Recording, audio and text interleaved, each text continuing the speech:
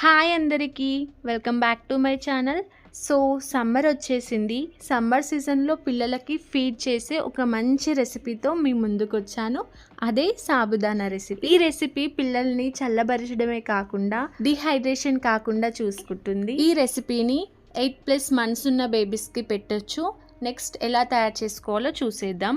ఒక 2 bowls తీసుకొని 3 spoons బియ్యం అండ్ 3 spoons సాబుదానా వేసుకొని నీట్గా ఫస్ట్ వాష్ చేసుకోవాలి. నేను ఇక్కడ బియ్యం తీసుకున్నాను. బియ్యం ప్లేస్లో మీరు పెసరపప్పు కూడా తీసుకోవచ్చు, అది మీ ఇష్టం. కడిగి పెట్టుకున్న వీటిని ఒక 1 hour పాటు నానబెట్టుకోవాలి. 1 hour అయిపోయిన తర్వాత మిక్సీ జార్లో బియ్యం మరియు సాబుదానా కావలసినన్ని వాటర్ వేసుకొని ఫైన్ పేస్ట్ లాగా గ్రైండ్ చేసుకోవాలి. ఇలా ప్యూరీ లాగా గ్రైండ్ చేసుకున్న దాన్ని లో ఫ్లేమ్లో మధ్య మధ్యలో తిప్పుతూ కావలసినన్ని వాటర్ యాడ్ చేసుకొని ఒక 10 to 15 minutes పాటు ఉడికించుకోవాలి.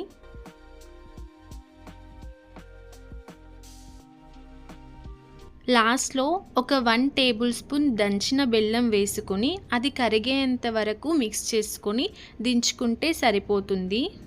అంతే, సాబుదానా రెసిపీ రెడీ అయిపోయింది. చల్లబడిన తర్వాత పిల్లలకి లంచ్ టైంలో ఫీడ్ చేస్తే పిల్లలు హ్యాపీగా తినేస్తారు. మీకు ఈ వీడియో యూస్ఫుల్ అవుతుందని అనుకుంటున్నాను. అండ్ వీడియో నచ్చితే లైక్ చేసి, షేర్ చేసి, సబ్స్క్రైబ్ చేయడం మాత్రం మర్చిపోకండి. Thank you.